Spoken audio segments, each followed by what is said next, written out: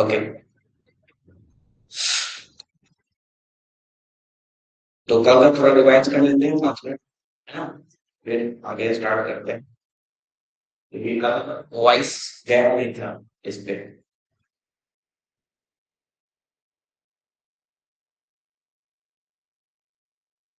अभी देख लीजिएगा।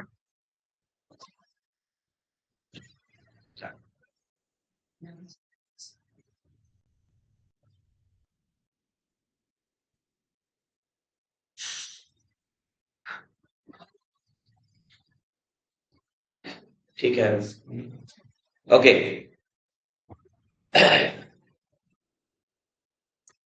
तो कल हमने देख लीजिएगा ऐप पे,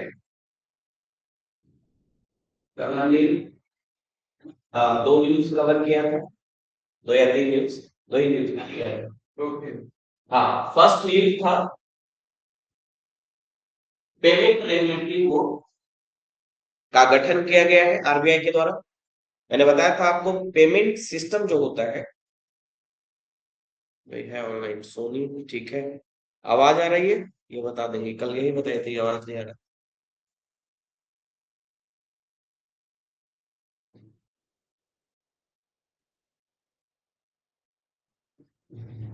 सब कुछ भी नहीं दिख रहा है। वो छोटा है ना, उनकी जगह पर। क्यों?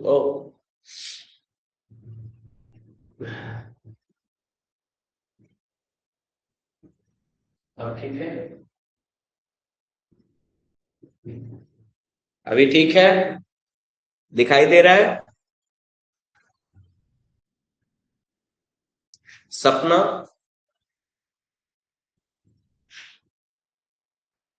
दिखाई दे रही है। टेक्स्ट,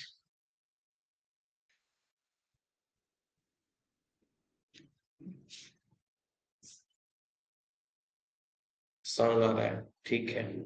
हाँ, ठीक है। तो हमने कल 2 न्यूज कवर किया था। एक, पेमेंट रेगुलेटरी बोर्ड का गठन, है ना? आरबीआई ने पेमेंट रेगुलेटरी बोर्ड का गठन किया है, कब कब किया? अक्टूबर 2025, है ना? अक्टूबर 2025, ठीक है। और पेमेंट रेगुलेटरी बोर्ड किससे रिलेटेड है? मॉनेटरी पॉलिसी से रिलेटेड है, मौद्रिक नीति से रिलेटेड है ना? तो इसीलिए इसका गठन किसने किया? आरबीआई ने, है ना? और कितनी मेंबर बॉडी है? 6 मेंबर बॉडी है ना? 6 लोगों की टीम है, 6 सदस्य हैं। 6 सदस्य में से 3 सदस्य कहां से नॉमिनेट किए जा रहे हैं? सेंट्रल गवर्नमेंट के द्वारा। सेंट्रल गवर्नमेंट ने 3 सदस्यों को, 6 में से 3 सदस्यों को नॉमिनेट किया है, नामित किया है। बाकी 3 सदस्य कौन है? एक आरबीआई का गवर्नर है, एक डिप्टी गवर्नर है, और तीसरा जो है वो एग्जीक्यूटिव डायरेक्टर है। किसका? पेमेंट एंड सेटलमेंट सिस्टम का। पेमेंट एंड सेटलमेंट सिस्टम का जो एग्जीक्यूटिव डायरेक्टर है ना, वो इसका तीसरा मेंबर है। यानी 6 मेंबर हो गए, 3 सेंट्रल गवर्नमेंट के द्वारा और 3 आरबीआई की तरफ से। एक गवर्नर, दूसरा डेप्यूटी गवर्नर और तीसरा पेमेंट एंड सेटलमेंट का डायरेक्टर। हो गए। इसका मैंडेट क्या है, इसका कार्य क्या है? पेमेंट रेगुलेटरी बोर्ड का कार्य क्या है?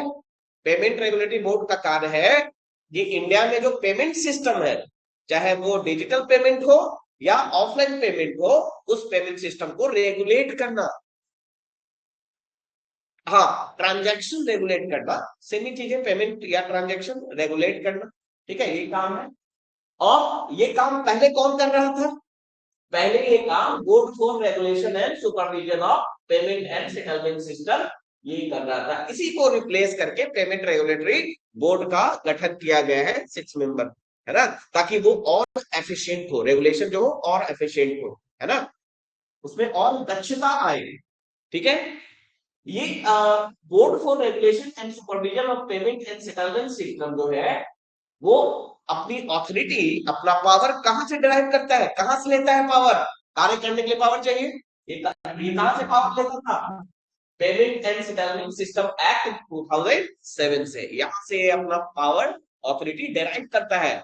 और जो नई बॉडी है पेमेंट रेगुलेटरी बोर्ड, वो भी कहां से पावर को डिराइव करेगी? Payment and settlement system act 2007 से। ये हमने कल एक न्यूज कवर किया था। पेमेंट सिस्टम क्या होता है, मैंने बताया था पेमेंट सिस्टम है ना, जिससे मनी का फ्लो बढ़े, पेमेंट करना है ना, भुगतान करना, जैसे कि डिजिटल पेमेंट, जैसे मैंने बताया था डिजिटल पेमेंट में यूपीआई के थ्रू या फिर आईएमपीएस है ना, आरटीजीएस, एनईएफटी है ना, ये सब क्या है आपने देखा होगा, बैंक बैंक के थ्रू आपने पेमेंट किया होगा। ओके, तो ये सारे को या फिर चेक चेक के थ्रू पेमेंट करना, ये सारे पेमेंट को कौन अब रेगुलेट करेगा, पेमेंट रेगुलेटरी बोर्ड। एक और चीज जो मैंने कल डिस्कस नहीं किया था, स्किप हो गया था, कि आपने देखा होगा यूपीआई यूनिफाइड पेमेंट इंटरफेस किसने डेवलप किया है, NCPL, national corporation of, national क्या है उसका फुल फॉर्म,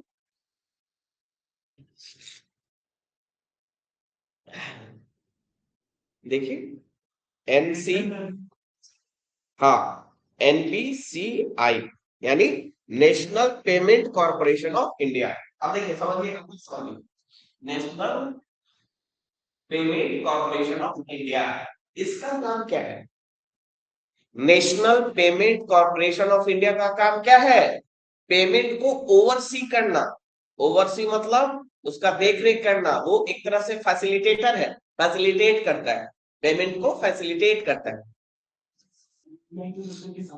सारे payment. National payment corporation of India payment system को, डिजिटल पेमेंट या जनरली डिजिटल पेमेंट को वो क्या करता है, फैसिलिटेट करता है, ओवरसी करता है, देख रेख करता है उसकी। और रेगुलेट कौन करेगा, पेमेंट रेगुलेटरी बोर्ड, यानी कौन रेगुलेट करेगा, उसको कौन ऑर्डर दे सकता है, इसको कौन रेगुलेट कर सकता है, हाँ, यानी जो एनपीसीआई होगा, national payment corporation of India, वो भी अब किसके अंदर काम करेगा, पेमेंट रेगुलेटरी बोर्ड। उसको रेगुलेट कौन करेगा, पेमेंट रेगुलेटरी बोर्ड। उसको कोई सजेशन देना हो, रेगुलेट करना हो, कौन करेगा। तो ये क्वेश्चन भी आपसे पूछा जा सकता है, एनपीसीआई क्या है, एक फैसिलिटेटर है, फैसिलिटेट करता है, आइडियाज बनाता है ना, तरह तरह के गेटवेज बनाता है। जैसे यूपीआई को किसने बनाया, एनपीसीआई ने। यूपीआई को किसने तैयार किया, यूनिफाइड पेमेंट इंटरफेस को किसने बनाया, एनपीसीआई ने। तो ये एक फैसिलिटी प्रोवाइड करता है ना, डिजिटल पेमेंट या फिर पेमेंट सिस्टम में। बट रेगुलेट कौन कर रहा है, पेमेंट रेगुलेटरी बोर्ड, यानी अब यूपीसीआई किसके अंदर काम करेगा, पेमेंट रेगुलेटरी बोर्ड के अंदर। क्लियर। दूसरा न्यूज था हमारा, न्यू एग्रीकल्चर स्कीम जो है 11 अक्टूबर, सबसे पहले समझते हैं न्यूज क्या है। न्यूज है 11 अक्टूबर 2025 को पीएमडीडीकेवाई यानी प्रधानमंत्री धन धान कृषि योजना के साथ साथ एक और प्रोग्राम को इंटीग्रेट करके उसे लॉन्च किया गया। तो पीएमडीडीकेवाई जो कि पहले ही लॉन्च हो चुका था, ये भी लेकिन 2025 में ही लॉन्च हुआ है। प्रधानमंत्री धन धान कृषि योजना कब लॉन्च हुआ, ये भी 2025 में, लेकिन 11 अक्टूबर 2025 को क्या हुआ, प्रधानमंत्री धन धान कृषि योजना के साथ साथ आत्मनिर्भरता इन पल्सेस, मिशन फॉर आत्मनिर्भरता इन पल्सेस को इंटीग्रेट कर दिया गया, जोड़ दिया गया, और दोनों को कंबाइंड रूप में लॉन्च किया गया कब, 11 अक्टूबर। इससे पहले प्रधानमंत्री धन धान कृषि योजना ऑलरेडी लॉन्च हो चुका था, लेकिन 2025 में। तो ईयर अगर आता है कि प्रधानमंत्री धन धान कृषि योजना कब लॉन्च हुआ, तो 2025 में ही है ना। 11 अक्टूबर को क्या हुआ, प्रधानमंत्री धन धान कृषि योजना जो पहले से ही चल रहा था, उसको किसके साथ इंटीग्रेट किया गया, मिशन फॉर आत्मनिर्भरता इन पल्सेस के साथ, और उसे कब लॉन्च किया गया, 11 अक्टूबर को।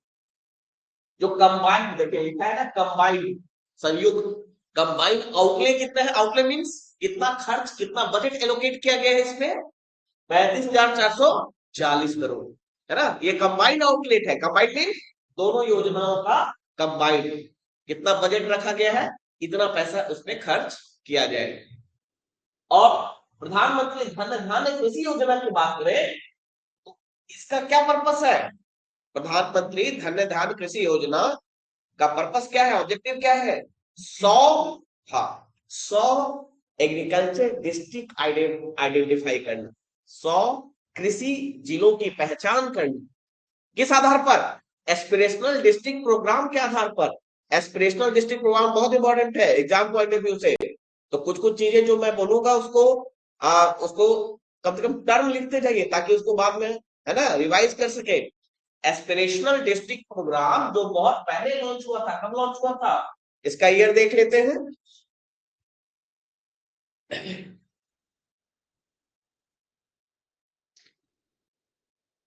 एस्पिरेशनल डिस्ट्रिक्ट प्रोग्राम कब लॉन्च हुआ है? 2018 में, जनवरी को।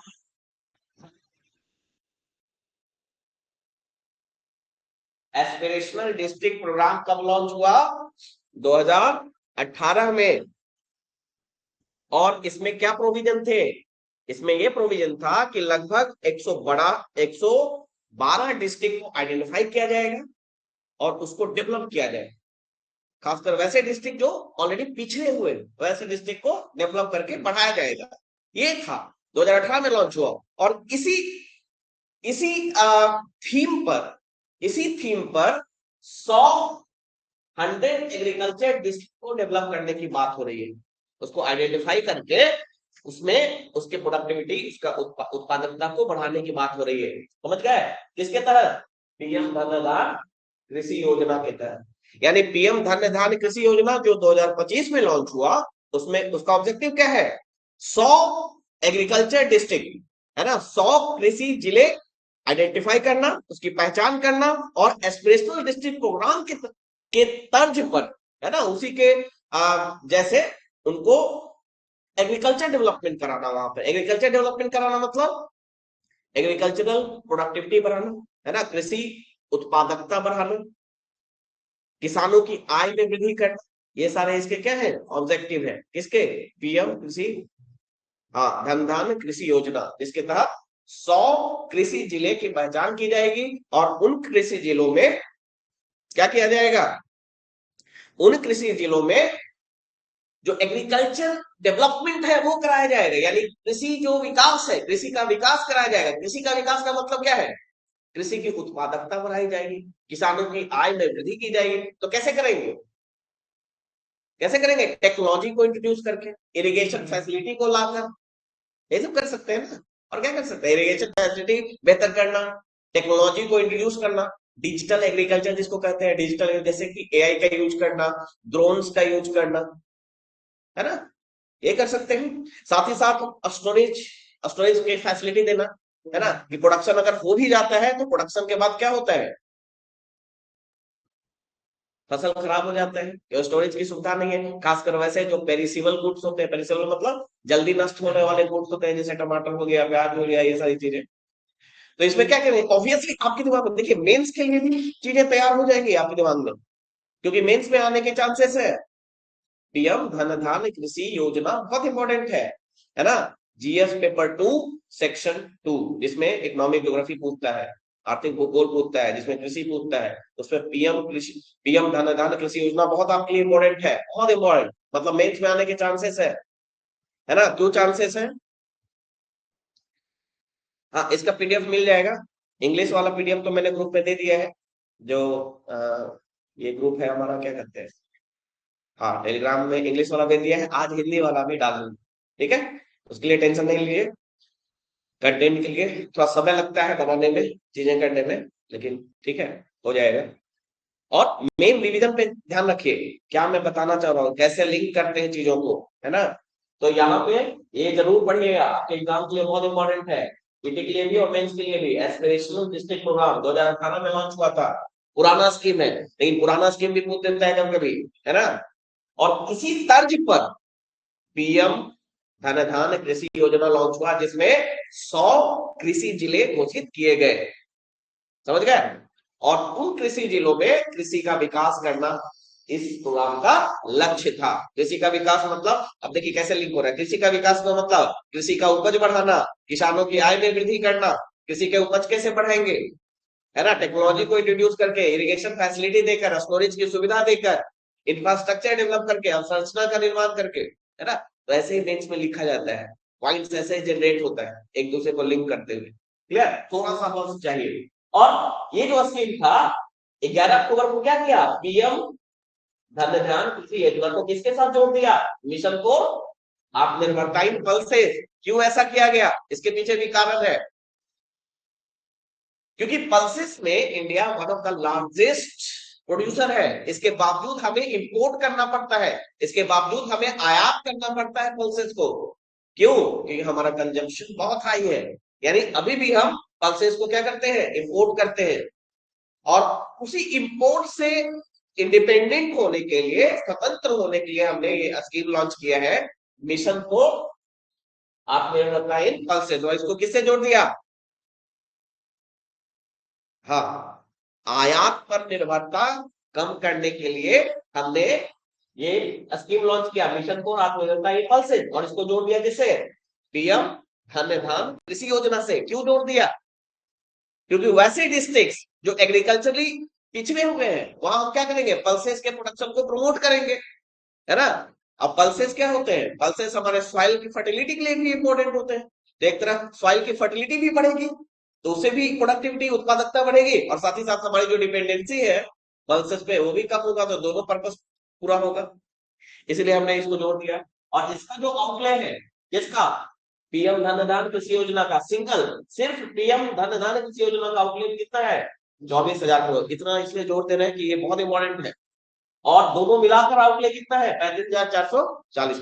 ठीक है, तो थोड़ा सा रियल क्लास में हर चीज नहीं होता है कि कर पाना, लेकिन हाँ क्लास में क्या होता है, हाईलाइट कर दिया जाता है कि ये इंपॉर्टेंट है आपके लिए, आप थोड़ा उस पर और भी विशेष ध्यान देकर पढ़िए, है कि नहीं। Next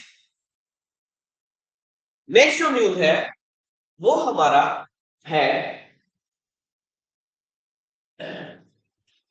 electronics component manufacturing scheme. देखिए इंग्लिश में है लेकिन हिंदी भी इसका बहुत ही आसान है। एक एक टर्म तोड़कर समझेंगे ना तो याद भी रहेगा और समझने में भी आसानी होगी। इलेक्ट्रॉनिक्स कंपोनेंट मैन्युफैक्चरिंग स्कीम, है ना। कब लॉन्च हुआ ये? इसमें इलेक्ट्रॉनिक्स कंपोनेंट मैन्युफैक्चरिंग स्कीम कौन लॉन्च हुआ है? नहीं, इसमें ईयर मैंने नहीं लिखा, मुझे लगता है ये लॉन्च हुआ होगा 25 में ही लॉन्च हुआ होगा, लिखा है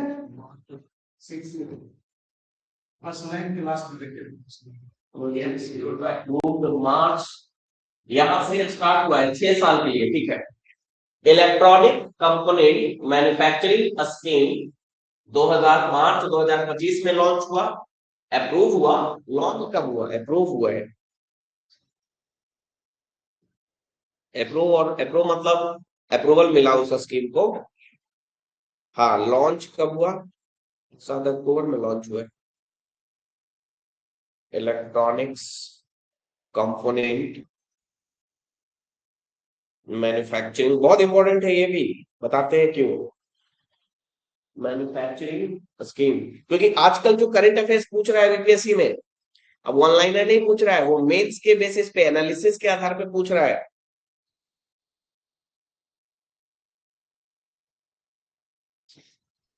ठीक है, लॉन्च हुआ है आपका अप्रैल 2025 में, अप्रूव हुआ मार्च में, है ना।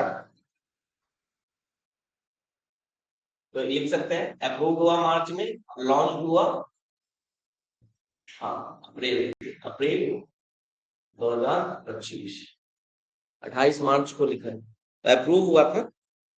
हाँ ओके, लॉन्च हुआ है ना अप्रैल में। और आउटले कितना है? आउटले यूपीएससी का बहुत बार आउटले पूछता है। 7 प्रोजेक्ट आउटले कितना? आउटले मतलब बजट, बजट कितना एलोकेट किया गया गवर्नमेंट के द्वारा। तो बजट है इसका 22,919, 22,919, 6 साल के लिए रहेगा ये, है ना। 6 ईयर्स याद रखना है, 25 से, ये भी 6 ईयर था ना। पीएम धन धान कृषि योजना भी 6 साल के लिए है, 25 में लॉन्च हुआ है, ये भी याद रखना है, वो भी 6 साल के लिए है ना। और ये भी 6 साल के लिए है, 22,919। अब यहाँ पे ये ध्यान रखना है, इसमें जो प्रोजेक्ट है 7 प्रोजेक्ट है, और सातों प्रोजेक्ट पे खर्चा जो है वो 5,532 करोड़ है। 7 प्रोजेक्ट है इसके अंदर, है ना। और इसमें जो खर्च है 5,532, टोटल जो बजट एलोकेट हुआ है वो 22,919। एक चीज कॉन्सेप्ट है, आपने क्लियर नहीं दिख रहा है, क्या बोलो? एक प्रोजेक्ट की 5,000 नहीं, 7 प्रोजेक्ट वर्थ बोल रहा है, वर्थ वर्थ मतलब कि उसकी वैल्यू, 7 प्रोजेक्ट की वैल्यू इतनी है टोटल, समझ रहे हो? 7 प्रोजेक्ट की वैल्यू है इतनी जो अभी लॉन्च हुआ है, आगे हो सकता है और लॉन्च हो। टोटल खर्च इसको इतना दिया गया इस प्रोजेक्ट को जो 6 साल चलेगा, लेकिन अभी जो 7 प्रोजेक्ट इसके साथ हुआ है इनिशियली, उसका खर्च इतना है। ठीक है, ऑल क्लियर है मास्टर जी? ओके, क्लियर दिखाई दे रहा है। हाँ, एक चीज यहाँ पे समझना है, आपने एक पढ़ा होगा, यूपीएससी में भी क्वेश्चन आया था, हो सकता है बीपीएससी में भी आए, और शायद बीपीएससी में भी आ चुका है, प्रोडक्शन लिंक्ड इंसेंटिव। सुना है? सुना है आपने? प्रोडक्शन लिंक्ड इंसेंटिव, इसमें ये था प्रोडक्शन लिंक्ड इंसेंटिव, सिंपल भाषा में समझाते हैं। अब वो ईयर मुझे एग्जैक्ट याद नहीं है, 4 साल के लिए था कि 5 साल के लिए था। प्रोडक्शन लिंक्ड इंसेंटिव में था कि कोई भी कंपनी अगर लगातार 5 साल 5% का ग्रोथ करती है, लगातार कुछ साल का 5% या 4% ऐसे ही था, का ग्रोथ करती है, तो उसे क्या दिया जाएगा? उसे जो लोन दिया जा रहा है, हाँ, उसका जो टोटल खर्च है उसका 5% उसे फ्री में विदाउट, हाँ वही, ऐसा था। एक एग्जैक्ट मैं बता देता हूँ कि क्या था डेटा, क्योंकि बहुत पहले मैं वो पढ़ा था, पीएलआई। ये सब बहुत जरूरी है, लिख लीजिए, पीएलआई पढ़ना है अलग से, पीटी में भी और मेंस में भी, प्रोडक्शन लिंक्ड इंसेंटिव।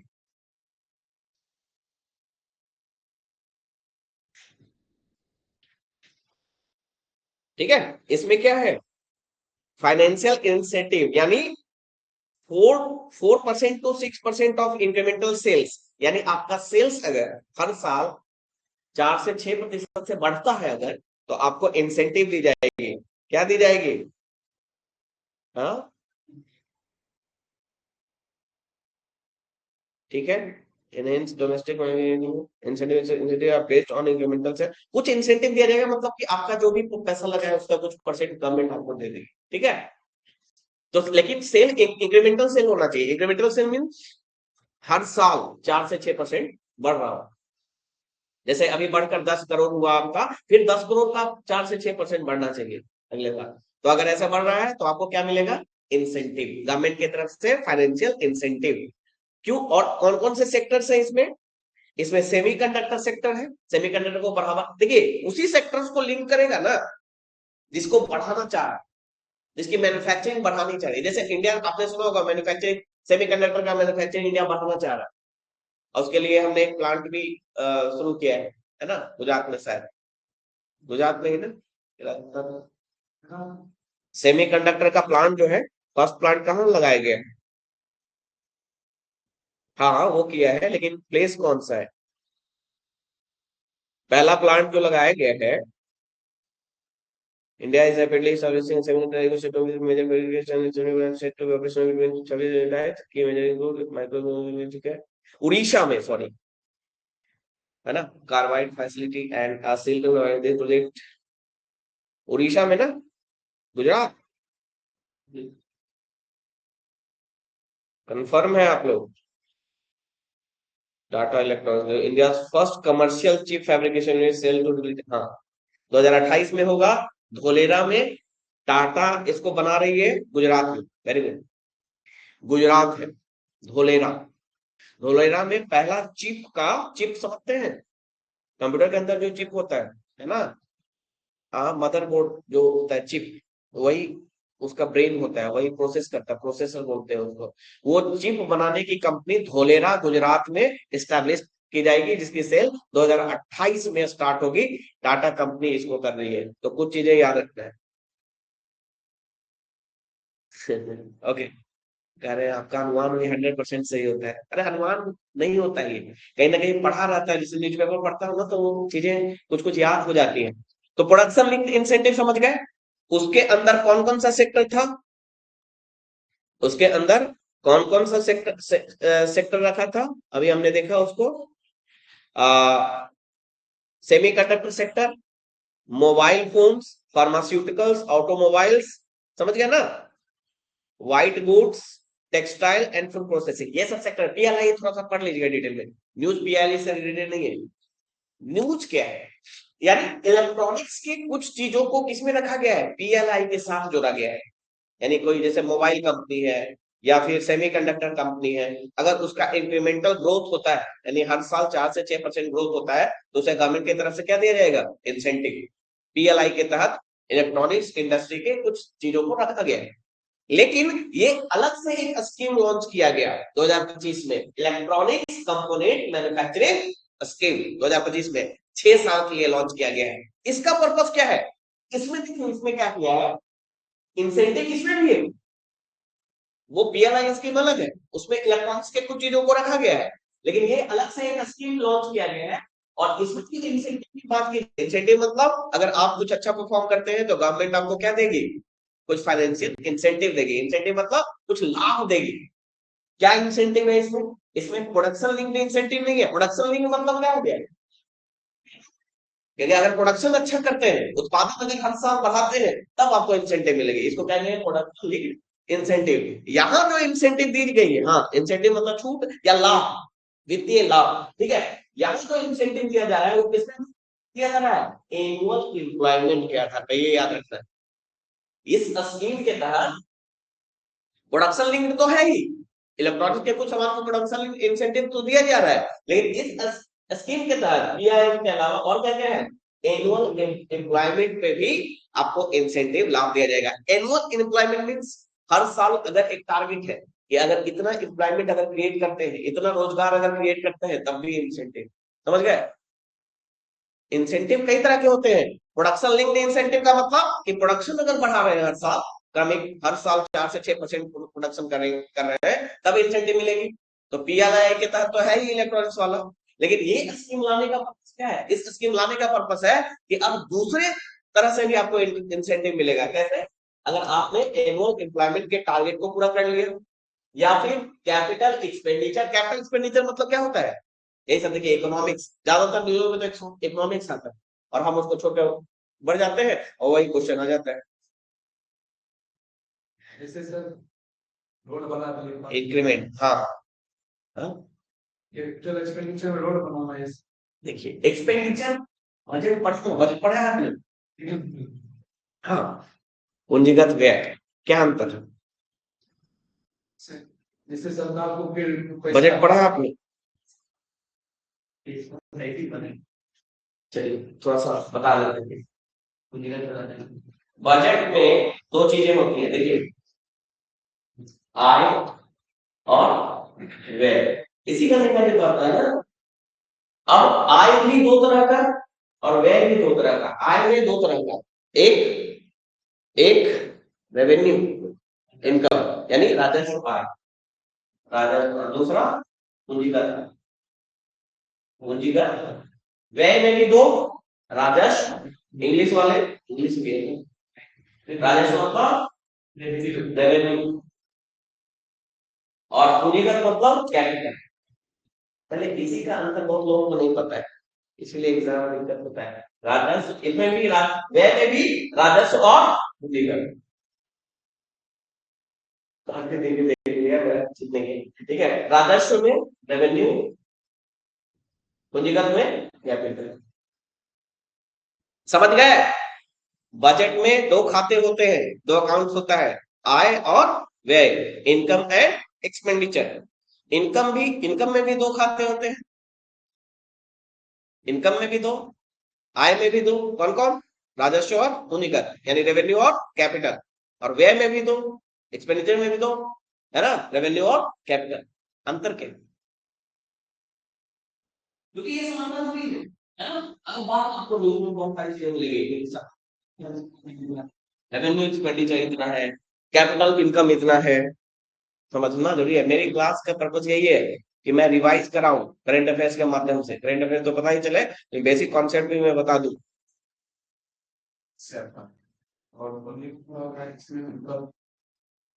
ठीक है, टैक्स, देखिए टैक्स आपको बोला टैक्स से आता है और वो पूंजी से आता है, इसमें आपको रखना पड़ेगा कि टैक्स से आता है तब है, एक एक उसमें फार्मूला है, मतलब इकोनॉमिक्स, फिजिक्स, ज्योग्राफी, हिस्ट्री सब में फार्मूला है, ठीक है। फार्मूला क्या है, अगर किसी इनकम, अभी एक्सपेंडिचर की बात करें तो सिर्फ उसी पे फोकस करते हैं। अगर किसी एक्सपेंडिचर से, जैसे पैसा आप खर्च कर रहे हैं, गवर्नमेंट पैसा खर्च कर रही है, और उस एक्सपेंडिचर से अगर एसेट का फॉर्मेशन हो, एसेट मीन्स पूंजी, जैसे आपको फर्दर इनकम है, कैपिटल का फॉर्मेशन, संपत्ति, यस, एसेट मीन्स संपत्ति। संपत्ति क्या होता है? संपत्ति वैसी चीज है जिससे आपको रेगुलर इनकम आता रहता है। तो ऐसा खर्च करने से अगर एसेट का फॉर्मेशन हो, जैसे आपने लैंड खरीद लिया है, वो आपके लिए एसेट है, लैंड का वैल्यू बढ़ता जाएगा। सड़क बना दिया, उसको सोशल इंफ्रास्ट्रक्चर, या फिर विद्यालय बना लिया, सोशल इंफ्रास्ट्रक्चर, सामाजिक, उससे शिक्षा की बढ़ेगी तो प्रोडक्शन बढ़ेगा, है ना। तो अगर एसेट का फॉर्मेशन हो, संपत्ति बने, या आपकी लाइबिलिटी कम हो, लाइबिलिटी मतलब आपका कर्ज कम हो, अगर दोनों में से कोई एक हो, तब वो कैपिटल एक्सपेंडिचर होगा, तब वो पूंजीगत व्यय होगा। समझ गए? ये फार्मूला है। फार्मूला पे आपको जाना होगा। सर आप तो इकोनॉमी करवाए हैं, ज्ञान आई है सेकेंड। अरे मैं तो ठीक है पढ़ाया हूँ, किताबें भी ली हूँ बैंक में, ठीक है। तो फार्मूला क्या है? हाँ? एक हाँ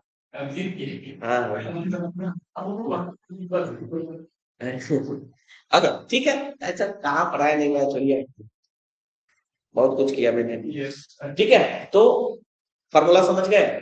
अगर उस एक्सपेंडिचर से पैसा खर्च कर रहे हैं, तो पैसा खर्च कर रहे हैं, कुछ खरीदेंगे ना, कुछ बनाएंगे ना, और बनाएंगे अगर एसेट बना रहे हैं, और जैसे आपको फर्दर ग्रोथ होगा, आपकी ग्रोथ होगी या इनकम बढ़ेगा, तो वो एसेट है, संपत्ति है आपकी। तो अगर संपत्ति का निर्माण हो, या खर्च करने से आपका कर्ज कम हो, जैसे लोन ले रखा है आपने, पैसा दे दिए, लोन कम हो गया, कर्ज कम हो गया, अगर दोनों होता है, दोनों में से कोई एक होता है, तब वो कैपिटल एक्सपेंडिचर है, अदरवाइज वो क्या है?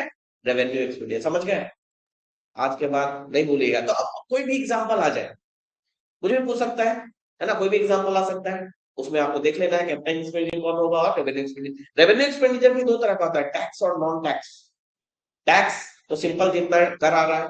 नॉन टैक्स में जैसे आप फाइन जो पे करते हैं, या कोर्ट का फीस जो देते हैं, या कुछ भी फाइन पे करते हैं, या गवर्नमेंट किसी कंपनी में पैसा लगाई हुई है, वहां से जो प्रॉफिट आ रहा है, वो सब किस में आएगा? Non tax revenue. तो ठीक है, वो डिटेल में बस इतना समझ गए ना। इनकम बढ़ेगा किसका? मेरा।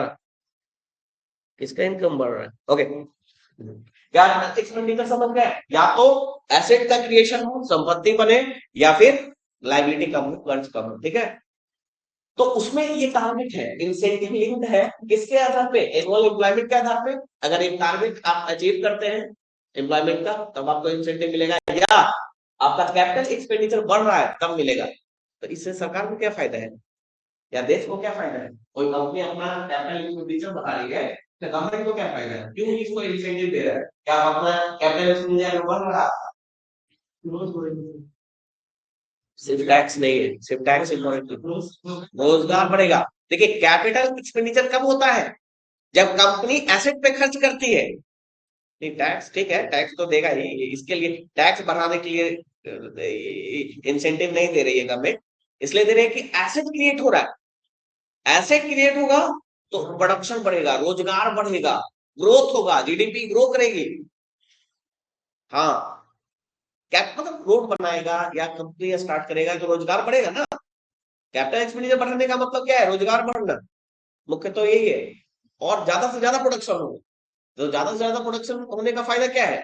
एक तो रोजगार बढ़ेगा, और पर कैपिटा इनकम बढ़ेगी, देश की जीडीपी बढ़ेगी तो उसको पॉपुलेशन से डिवाइड करेंगे तो पर कैपिटा इनकम भी बढ़ेगा, और रोजगार भी पैदा हो रहा है। और रोजगार सबसे इंपॉर्टेंट है ना, गरीबी के कुचक्र को तोड़ने के लिए, पॉवर्टी के विशेष सर्कल को ब्रेक करने के लिए रोजगार सबसे इंपॉर्टेंट है। पैसा आप दे दीजिए ना, पैसा दे देंगे तो उसी से शिक्षा, हेल्थ सब कुछ देख लेगा वो, गरीबी खत्म हो जाएगी, अशिक्षा खत्म हो जाएगा। पर कैपिटा इनकम बढ़ा के दीजिए। और पर कैपिटा इनकम कैसे बढ़ेगा? अधिक से अधिक प्रोडक्शन होगा तभी ना। प्रोडक्शन कम होगा तो अपने जो सेंटर है वो बंद करेंगे कोई भी कंपनी, है ना। और अगर प्रोडक्शन बढ़ेगा तो सेंटर बढ़ाते जाएंगे, सेंटर बढ़ाते जाएंगे तो एम्प्लॉय की जरूरत पड़ेगी, लैंड, लेबर, कैपिटल सब बढ़ेगा, नहीं बढ़ेगा?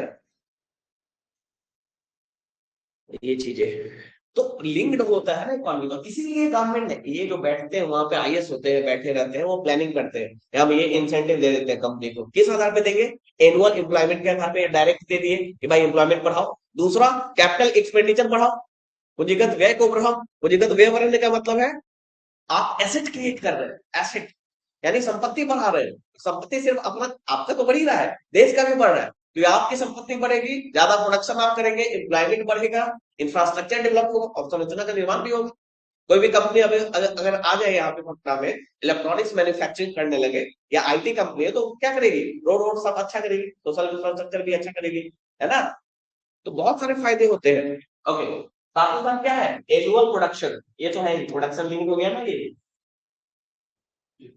पीएलआई तो वही है, तो है ही। इसके अलावा वो तो पहले से भी था, लेकिन पहले से सारे इलेक्ट्रॉनिक्स मैन्युफैक्चरिंग में नहीं था। मोबाइल में था, सेमीकंडक्टर में था, कुछ कुछ लिस्ट है, देख लीजिएगा कौन कौन था। लेकिन अब जो आया है ये scheme, electronics component manufacturing scheme, इसका पर्पस क्या है? इसका पर्पस है जितने भी इलेक्ट्रॉनिक्स कंपोनेंट्स है उनके मैन्युफैक्चरिंग को बढ़ाया जाए। इसका फायदा क्या है? अभी तक हम लोग क्या करते हैं? हम लोग असेंबली का काम करते हैं। जनरली इंडिया क्या करता है? कंपोनेंट बाहर से मंगाता है, असेंबल करते हैं और बेचता है। तो जो कंपोनेंट बाहर से मंगाता है तो हमें बहुत ही टैक्स देना पड़ता है ना, महंगा होता है। और हमारे यहाँ अगर कंपोनेंट से अगर मैन्युफैक्चरिंग होगा ना, तो सारे गैजेट्स बहुत सस्ते हो जाएंगे, मोबाइल बहुत सस्ता हो जाएगा, लैपटॉप बहुत सस्ता हो जाएगा, चिप बना रहे हैं अगर हम लोग, समझ रहे हैं ना? तो इंडिया इस पे फोकस कर रही है कि इलेक्ट्रॉनिक्स गुड्स को यहीं पे, गुड्स नहीं, गुड्स तो असेंबल होता है, इंडिया तो असेंबल अभी भी करता है, लेकिन हमें अब क्या करना है? अपने कंपोनेंट्स को मैन्युफैक्चर करना है। जैसे चिप चिप है, कंपोनेंट उसको बनाना है, और भी जो अंदर डायोड ट्रायोड जो भी यूज होते हैं उसको इंडिया में ही मैन्युफैक्चरिंग करनी है। तो इससे क्या होगा? मेक इन इंडिया कॉन्सेप्ट, इससे क्या होगा? इम्पोर्ट सब्स्टिट्यूशन, यानी इम्पोर्ट पर जो हमारी निर्भरता है वो कम हो जाएगी, हमारा रेवेन्यू जो है, जो खर्च होता है इम्पोर्ट पर, वो बच जाएगा, है ना? और साथ ही साथ एम्प्लॉयमेंट जनरेट होगा यहाँ पे, देश में अगर कुछ भी होगा तो इलेक्ट्रॉनिक्स गुड्स सस्ते हो जाएंगे तो हाँ, और बहुत है, चेन इफेक्ट है ना। अब इलेक्ट्रॉनिक्स सस्ते हो जाएंगे तो सब लोग अपना इलेक्ट्रॉनिक्स सामान यूज कर सकते हैं। तो जो डिजिटल डिवाइड है, डिजिटल डिवाइड मीन्स कुछ लोग डिजिटली एक्सेस है और कुछ लोग नहीं है, उनके पास गैजेट ही नहीं है, तो वो कम हो जाएगा डिजिटल डिवाइड। तो हम कोई भी प्रोग्राम जो डिजिटल प्रोग्राम है उसको लॉन्च कर सकते हैं आसानी से। तो बहुत सारे मल्टीपल इफेक्ट है, ठीक है, मल्टीप्लायर इफेक्ट है। सिंपल भाषा में इन्होंने एक लाइन लिखा है, डेवलपमेंट होगा। नेता लोग नहीं करते, उनको ज्यादा कुछ नहीं होता है, इसीलिए कोई भी प्रोग्राम लेकर आएंगे तो उसके वो जो लिंक्ड है ना उसको नहीं समझाएंगे, बोलेंगे विकास होगी बस। बाकी डिस्कशन नहीं खत्म, है कि नहीं? सब शांत, सब जनता, जनता की वजह से ज्यादा पढ़े लिखे तो नहीं, बस उनको क्या है कि हाँ विकास होगा, और उनको अंदर इकोनॉमिक से कोई मतलब नहीं है। नेता नेताओं को पता है क्या बोलना है, तो सीधे बोलेंगे विकास होगा, एक प्रोग्राम आएगा विकास होगा, बस एक लाइन में खत्म। ओके, तो तीन चीजें हैं, एनुअल एम्प्लॉयमेंट, कैपिटल एक्सपेंडिचर और प्रोडक्शन लिंक, ठीक है, याद रखना है, तीनों है। अब इसमें कुछ फैक्ट्स मैंने डाला था। इलेक्ट्रॉनिक्स इंडिया कहते हैं, India third largest and fastest growing export, ये याद रखिएगा, है ना? इलेक्ट्रॉनिक्स जो सेक्टर है, इकोनॉमिक का सेक्टर होता है, मैन्युफैक्चरिंग सेकंड सेक्टर में, टर्सरी सेक्टर सेकेंडरी सेक्टर है ना, मैन्युफैक्चरिंग द्वितीयक क्षेत्र, और उस सेक्टर में भी कई सारे अलग अलग है। मैन्युफैक्चरिंग में भी अलग अलग है, जैसे टेक्सटाइल है, इलेक्ट्रॉनिक्स है, ऑटोमोबाइल्स है, तो ये इलेक्ट्रॉनिक सेक्टर है। तो इलेक्ट्रॉनिक सेक्टर में यानी इलेक्ट्रॉनिक्स के क्षेत्र में इंडिया जो है वो थर्ड लार्जेस्ट और फास्टेस्ट एक्सपोर्ट, एक्सपोर्ट में इलेक्ट्रॉनिक्स में के एक्सपोर्ट में इंडिया तीसरा है। क्यों? क्योंकि हम लोग असेंबली करते हैं, कंपोनेंट बाहर से मंगाकर उसको क्या करते हैं, जोड़ते हैं और उसको बेचते हैं इलेक्ट्रॉनिक सामान। लेकिन अब हम क्या करेंगे कि हम कंपोनेंट्स भी यही बनाएंगे, है ना? तो और हमें फायदा होगा, क्योंकि India third largest fastest growing export है, इंडिया का एक्सपोर्ट में इंडिया बाहर जो सामान बेच रहे हैं हम लोग, है ना? कब का है ये? 2024-25 का। और 2021-22 में क्या था? 7th थे हम लोग। तो ये सब मेंस के लिए भी इंपॉर्टेंट हो जाता है, टोटल एक्सपोर्ट कितना है 2024 में, इतना है, ठीक है, याद रखिएगा एक बार।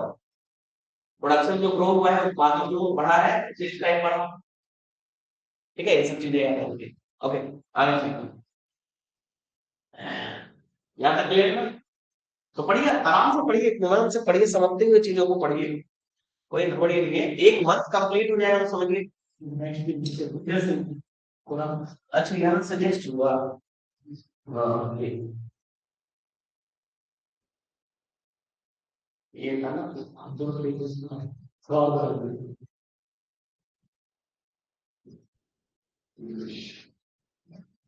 ओके, हाँ, भारत, ये इम्पोर्टेंट न्यूज है, लोगों पर आया है। भारत इंटरनेशनल राइस कॉन्फ्रेंस, ये पहला कॉन्फ्रेंस है, और पहला हमेशा एग्जाम के लिए इंपॉर्टेंट होता है। फर्स्ट कुछ भी हो, ये इनॉग्रल कॉन्फ्रेंस है। इनॉग्रल मींस पहला कॉन्फ्रेंस, पहली बार ये कॉन्फ्रेंस हुआ है। भारत इंटरनेशनल राइस कॉन्फ्रेंस 2025 में हुआ, याद रखना है। और कहाँ हुआ? Inaugural Bharat international rice conference held at Bharat Mandapam, ये हमेशा न्यूज में रहता है, भारत मंडपम, ये न्यू दिल्ली में है। ठीक है, new Delhi, very good Soni. हाँ, तो न्यू दिल्ली में है, कब हुआ? अक्टूबर 30-31 को, ये डेट भी याद रखना है क्योंकि इनॉग्रल है। ठीक है, 30-31 याद रखना है, अक्टूबर। किसी चीज से उसको लिंक कर लीजिए, किसी मतलब फनी चीज या कुछ भी, है ना। 30-31 अक्टूबर क्या है? दुर्गा पूजा। हाँ, दुर्गा मंडप, है ना, दुर्गा पूजा होता है समय। 30-31 मंडप सजा होता है, तो भारत मंडपम दिल्ली में है, वहां पे हुआ, न्यू दिल्ली में। ओके, सही है, कुछ ना कुछ चीज से शुरू कर लीजिए। और किसने ऑर्गेनाइज किया था? ये इंपॉर्टेंट है, IREF एंड एपेडा। इसका फुल फॉर्म बता देते हैं। इसको किसने ऑर्गेनाइज किया? IREF and APEDA. ये तो एपेडा तो पता है, चलो, एक्सपोर्ट डेवलपमेंट अथॉरिटी होता है। और IREF का भूल गया मैं, IREF इसमें अलग अलग है। अच्छा, ये है India rice exporters federation, India rice exporter federation. देखिए होता क्या, फेडरेशन मतलब क्या है? फेडरेशन जनरली ना प्राइवेट होता है, मतलब जितने भी बड़ी कंपनियां या बिजनेसमैन राइस का एक्सपोर्ट करते होंगे, एक्सपोर्टर होंगे, कंपनियां, बड़ी बड़ी कंपनियां जो राइस को एक्सपोर्ट करती है, उनका एक ग्रुप है ना, उसका नाम है इंडिया राइस एक्सपोर्टर फेडरेशन। और एपेडा क्या है? इसका फुल फॉर्म है, मतलब एपेडा का काम है एक्सपोर्ट को प्रमोट करना। तो इसका एपेडा बहुत इंपॉर्टेंट है, उसका फुल फॉर्म याद रखिए, कभी कभी फुल फॉर्म आता है तो उससे होता है एग्जाम में, पीटी में। अपेडा, है ना, ये है, बताया था अभी मैंने, agricultural and processed food products export development authority. Agriculture, agricultural, agricultural and processed food, मतलब जो भी चीज कृषि से रिलेटेड देते हैं ना, एक्सपोर्ट डेवलपमेंट अथॉरिटी, बहुत इंपॉर्टेंट है। भारत में एग्रीकल्चर से रिलेटेड जो प्रोडक्ट्स है, एग्रीकल्चर से रिलेटेड प्रोडक्ट मीन्स चावल, गेहूं, जो भी एग्रीकल्चर प्रोडक्ट, कृषि उत्पाद। और प्रोसेस मीन्स जैसे टमाटर, इसको चटनी बनाना है, प्रोसेस हो गया, मखाना प्रोसेस होता है, तो ऐसी चीजों का भी एक्सपोर्ट। तो उस एक्सपोर्ट को बढ़ावा देने के लिए, हाँ, एक्सपोर्ट डेवलपमेंट अथॉरिटी, ओके, उस एक्सपोर्ट को बढ़ावा देने के लिए एक अथॉरिटी, उसको कहते हैं APEDA.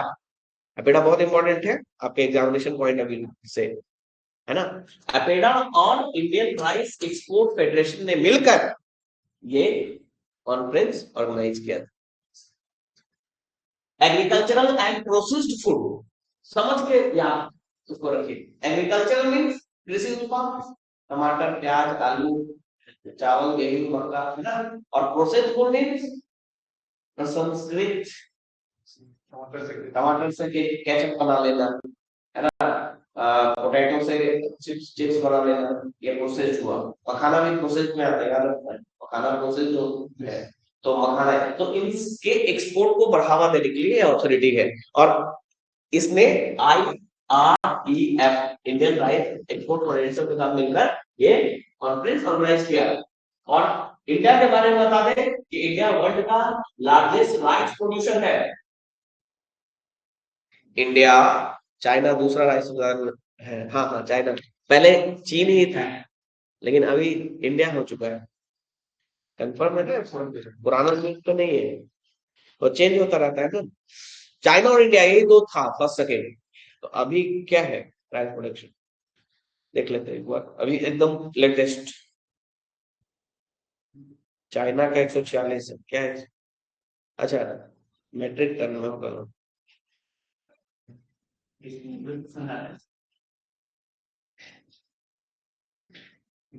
As of 2026, India is the world largest producer of rice. अभी इंडिया, ठीक है। चीन दूसरे नंबर में, तीसरा इंडोनेशिया। वेरी गुड, तीसरा भी आपको पता है। ओके।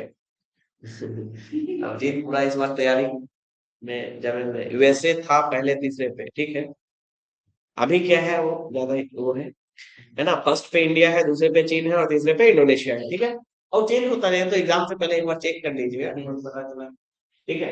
ओके, तो ये ठीक है 149 मिलियन टन, ये थोड़ा याद रख लीजिए। मेंस के हिसाब से वैसे भी कितने है, लार्जेस्ट एक्सपोर्टर भी है इंडिया, विश्व का लार्जेस्ट एक्सपोर्टर भी है ना। चावल हम, अच्छा अब जैसे देखिए कैसे यूज करते हैं मेंस में। जैसे हम एक्सपोर्ट इंपोर्ट पे कोई क्वेश्चन आया कि एक्सपोर्ट का क्या संभावनाएं है भारत में, है ना। निर्यात की क्या संभावनाएं है, क्योंकि निर्यात से पैसा आता है ना, और वो भी कैसा पैसा, फॉरेन एक्सचेंज, फॉरेन करेंसी आता है हमारे पास। तो इसलिए एक्सपोर्ट जरूरी है ना। तो क्या संभावना है, तो राइस में लार्जेस्ट, ऐसे लिख देंगे वहां पे एग्जाम्पल में, राइस में लार्जेस्ट है। इलेक्ट्रॉनिक्स में अभी देखा आपने, इलेक्ट्रॉनिक सेक्टर में थर्ड लार्जेस्ट है। ऐसे कुछ डेटा याद रहेगा तब तो लिखेंगे, ऐसी हवा में बात करेंगे, है कि नहीं। और डेटा बहुत इंपॉर्टेंट होता है।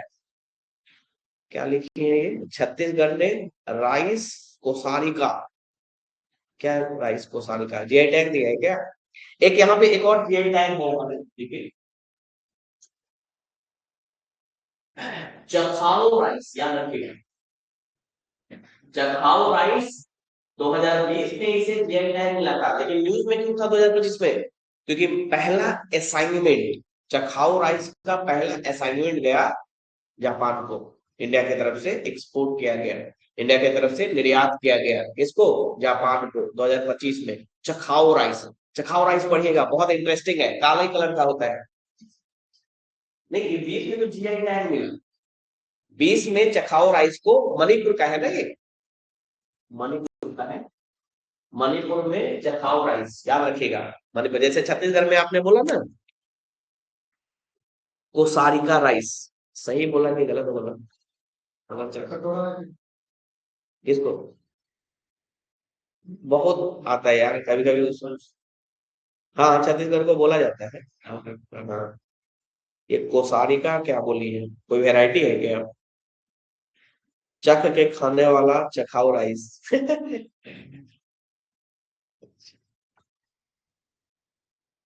कोस्टा रिका है, कोसारिका, ऐसे करेंगे तो कोई राइस नहीं है, सारिका राइस है। कोस्टा रिका, क्या बोल रही है, छोड़िए।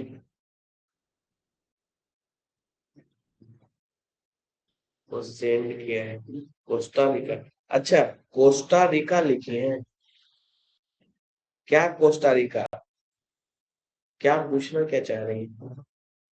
हाँ, छत्तीसगढ़ में बासमती राइस जैसा कोई नहीं अब ये।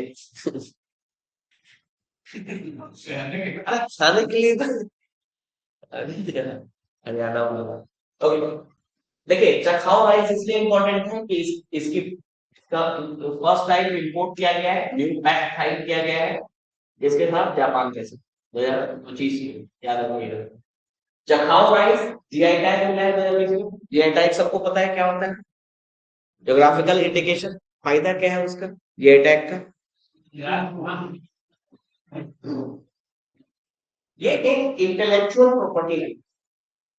इंटेलेक्चुअल प्रॉपर्टी राइट जैसे कि कॉपीराइट कैसे होता है, कॉपीराइट या फिर ट्रेडमार्क्स, कंपनी का ट्रेडमार्क होता है ना, इसी कंपनी के द्वारा ये बनाया जाता है। उसी तरह जीआई टैग भी एक इंटेलेक्चुअल प्रॉपर्टी राइट है। इसका मकसद है कि ये किसी पर्टिकुलर ज्योग्राफिकल रीजन में ही बनेगी। सिलाव का खाजा, अब यदि पटना में बना के उसको बेचेंगे, सिलाव का खाजा है ना, तो पटना में अगर बेच बना रहे हैं उसको और सिलाव के खाजा के उसमें बेच रहे हैं, तब आप पे केस हो सकता है, आपको कंपनसेशन। यानी जब भी बनेगा वो बेच कहीं नहीं सकते ले जाके, लेकिन बनेगा वो कहाँ पे, उसी जगह पे बनेगा, उसी ज्योग्राफिकल रीजन में बनेगा, उसको टैग है, उस ज्योग्राफिकल रीजन में मिलेगा, तभी उसे कहेंगे सिलाव का खाजा, और तभी वो महंगे दाम में बिक सकता है। तो किसानों को फायदा होगा, है ना। जैसे मुजफ्फरपुर का साहिल लीची है ना, तो मुजफ्फरपुर में ही शाही लीची, अभी नहीं कि दरभंगा में लीची हो रहा है उसको भी मुजफ्फरपुर का शाही लीची बोल के और बेच रहे हैं, तो वो गलत है ना। उसी रीजन में बनेगा तभी वो जीआई टैग। तो ये चीजें। और चखाओ राइस के बारे में देखेंगे तो इसमें एक काले कलर का होता है और स्टिकी होता है। स्टिकी मीन्स जैसे वो बनाएंगे ना तो चिपचिपा होगा, उसमें गोंद जैसा सटेगा, हाँ गोंद जैसी चीजें होगी, और काफी न्यूट्रिशियस होता है, काफी न्यूट्रिशियस होता है, प्रोटीन रिच होता है, न्यूट्रिशियस होता है। तो थोड़ा सा एक बार देख लीजिएगा, क्योंकि इंडिया ने जापान फर्स्ट टाइम चखाओ राइस को एक्सपोर्ट किया है। ओके, यहाँ तक क्लियर। और कुछ न्यूज है इसमें, देखिए एक कॉन्सेप्ट है transit oriented development, TOD. Full form याद रखिएगा, पूछ सकता है, फुल फॉर्म पूछ सकता है। ट्रांजिट ट्रांजिट ओरिएंटेड डेवलपमेंट क्या होता है?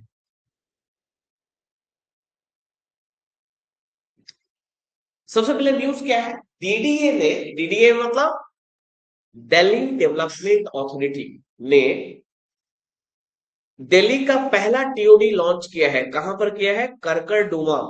करकरडुमा एक जगह है दिल्ली में, वहां पर दिल्ली डेवलपमेंट अथॉरिटी, जो कि दिल्ली के डेवलपमेंट, अर्बन डेवलपमेंट के लिए जिम्मेदार है, ऑथराइज्ड है, उसने पहला टीओडी यानी ट्रांजिट ओरिएंटेड डेवलपमेंट लॉन्च किया है। कहा, दिल्ली में। ये भी क्वेश्चन आ सकता है कि दिल्ली में, अच्छा इंडिया में पहला टीओडी यही है ना, ये देखना होगा, इंडिया फर्स्ट टीओडी, क्योंकि क्वेश्चन आएगा तो ऐसे ही आएगा, इंडिया फर्स्ट, दिल्ली का फर्स्ट नहीं आएगा। टीओडी,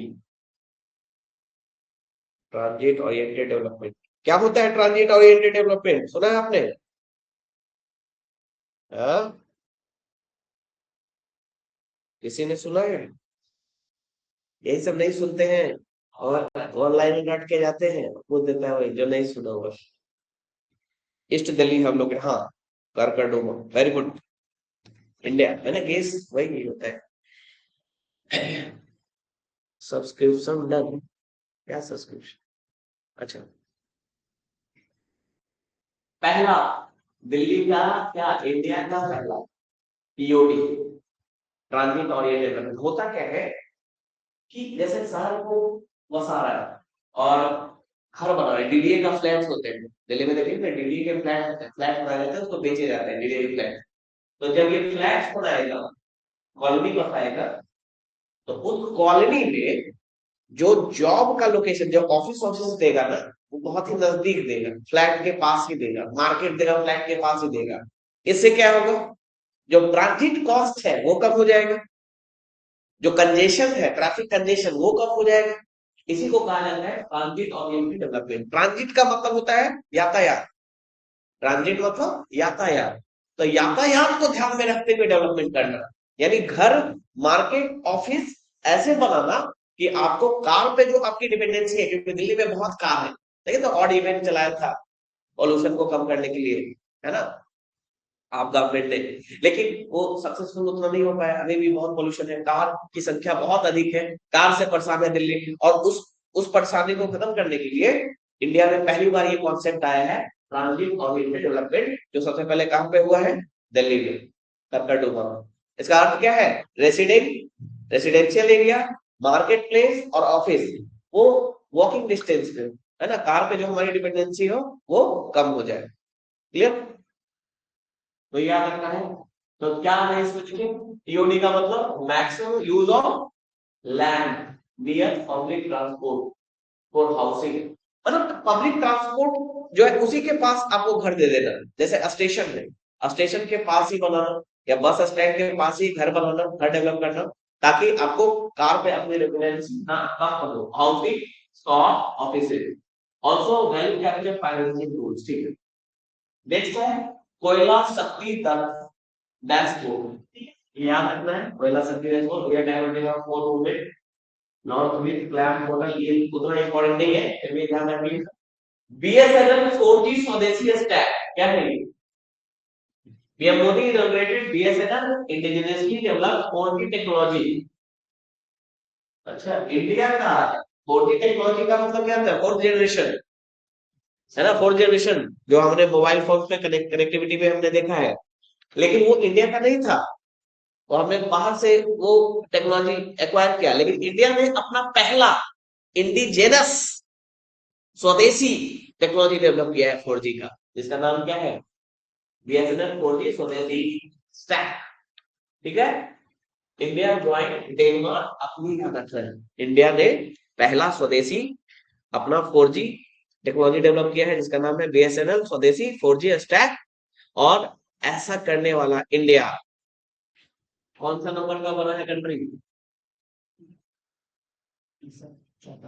हाँ, डेनमार्क, स्वीडन, दो देश उधर भी क्या बोलते हैं उसको, हाँ, नहीं, यूरोप में भी एक जगह है, उसका नाम स्कैंडेवियन कंट्री, स्कैंडेवियन कंट्रीज है ये, डेनमार्क, स्वीडन, है ना। तो स्कैंडेवियन कंट्रीज में दो है, एक डेनमार्क है, दूसरा स्वीडन है। और इधर अपना एशिया में साउथ कोरिया है और चीन है।